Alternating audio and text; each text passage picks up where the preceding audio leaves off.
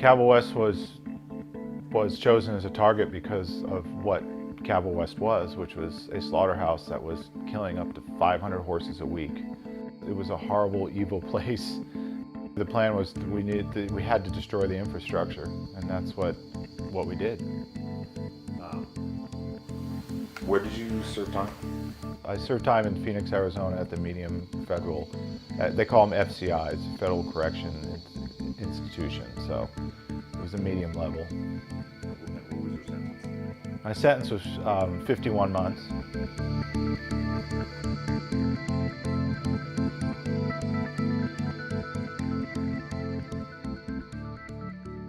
I mean, I think whenever I'm doing any actions, whether it's any animal liberation actions, it's to me, even though you may be saving a particular animal, there's always a bigger picture involved with the whole thing. I always feel like that if you're a person that is going to have the heart to go out and defend an individual animal, how can you not have the heart to see the whole picture of what's really going on in this world when we're in the 6th mass extinction right now.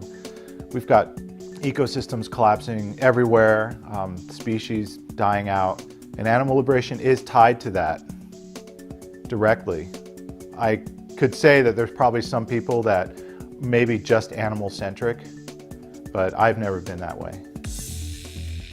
We did a recon on University of Oregon for months, for 6 months. And I'd been in the labs myself, in and out.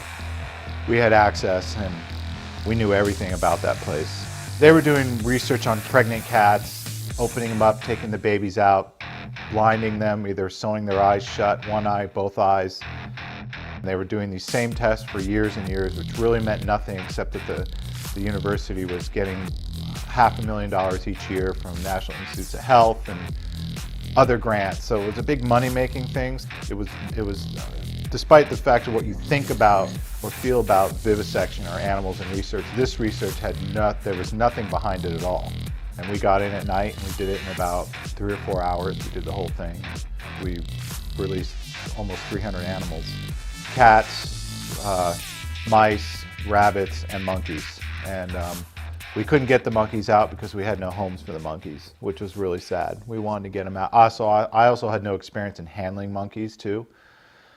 They were rhesus monkeys from what I recall, but I did bring in a bunch of bananas for them. You know, at least I could do something for them. And I went in, and the only thing I did around the monkeys was that I personally destroyed the stereotactic device. I actually bought the little sledgehammer especially for that because I'd seen that device forever and I kept eyeballing it. I was like, I'm going to destroy that device because it is a very horrible device.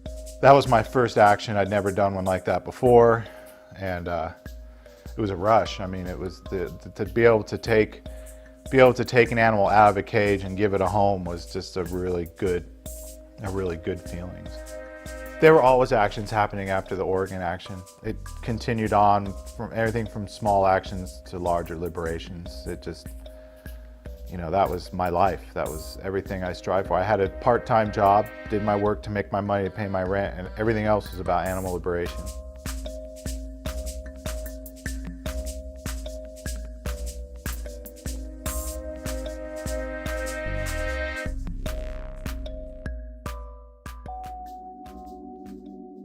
The thing that was interesting was a lot of the people that I was hanging around with were very smart people who were very educated. And I listened and learned from them, and I started understanding what was really going on and understanding more about ecosystems and how important things were and this and that. And as I started to understand that, I started putting it all together like a puzzle. I was able to complete the puzzle, and I saw this very dark world that to me was very disturbing, and I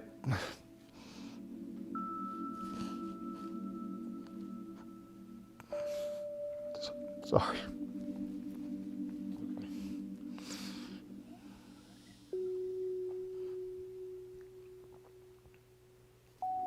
I think that you know, excuse me. There's a despair that we all hold in us. I can't do this. No, I'm good. Keep going. I'm good. Um, I think for me, for myself, I can say that somewhere I tend to channel the suffering and the pain and the destruction in me.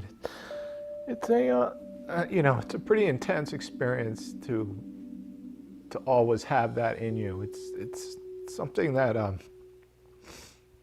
I always say that in a lot of ways I prefer to be aware and be in touch with my despair than to be unaware and not in touch with what's going on. And I don't want to live in bliss. I want to live in reality. And a lot of times the reality that's going on is it's very disturbing and scary. And so the only way I could channel that is to do something about it. It was hard for me to discuss anything, even with the closest person in the world to me, my wife, Tammy, because I had such a habit of never discussing this stuff ever. It was just, I just didn't talk. No one knew about, people closest to me, no one knew. Maybe people suspected things about me, but I didn't talk to anyone about it. No one knew anything. So I didn't share with my wife anything about my illegal past. So when things started falling apart, I still did not admit that I was involved in anything until the FBI came and arrested me, and then it was clear, obviously. I was here at home, actually. My wife was in Seattle visiting her daughter, and it was a blizzard outside at the time because it was in January. And I went to plow the road, but before I plowed it, I decided I was going to go up and get lunch up at the local restaurant in town. And I went up there, and the FBI were at the end of my road, and they followed me. I saw 2 cars parked there. I didn't really think much of it. And I just drove to the restaurant, and when I walked in to make my order, I walked inside, a guy approached me and flashed his badge, and right then I knew that was it. And he goes, "Do you want to step outside?" And I go, "Okay." I knew. I was prepared for it. I knew it was happening. I was pretty much prepared that it was going to happen someday. There was a part of me that was hoping it wouldn't. So there was a part of me that was in denial about the whole thing, but you know, the realistic side of it all, I knew in reality that, you know, they were going to come and get me. I just didn't know when. I was in solitary confinement for a week because while they're getting through your paperwork or whatever, make sure you're not bringing drugs in for whatever reason, I was in for a week in the hole, which was not fun because it's the hole. But after I got out of there, I was transferred to a unit, and usually because prison is so it's so race-based there, the races are always separated. The first thing when I walk in, all these white guys, they come up to you and they give you your shower shoes and they give you soap, and everyone supplies you up with what you need until you are able to get your own property or get to the store and get your own stuff. So usually that's how it is. You get set up and you get celled up, and you just sort of try and figure out how to go around things and get around the place. And but then when I finally got home and was back here, it was definitely, at first it was definitely a shock, just almost not only emotionally but visually, because of being in prison and the sterile atmosphere and all the concrete and everything was hard, and you know, it was just, there was no carpeting anywhere, none of this stuff, you know, plastic chairs, and then coming back to my home with, you know, comfortable chairs and beautiful view, and you know, it was definitely a change, you know, but it didn't take long where prison just started going away, just started flying away from me. I just kept going forward, you know. There were times in my life that I felt like I needed to take some time off for myself, to actually be selfish for once in my life, not as selfless as I had been.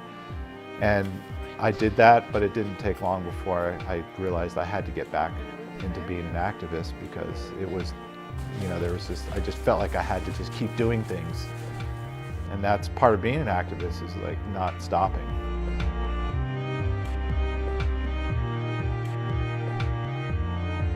On this planet itself, without humans, the animals and the environment would thrive.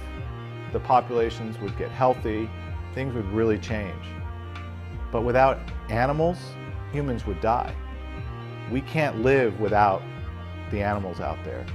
So in a lot of ways, animal rights is a human issue. You are helping humans by defending animals. Now, a lot of people don't see that because they don't understand that connection. But there is a deeper connection because of the intricate connection that life has that keeps life in that, some people call it the circle of life. What keeps biodiversity alive is every single creature, every single plant, everything on this planet has a place. So by protecting those things, you're protecting humans.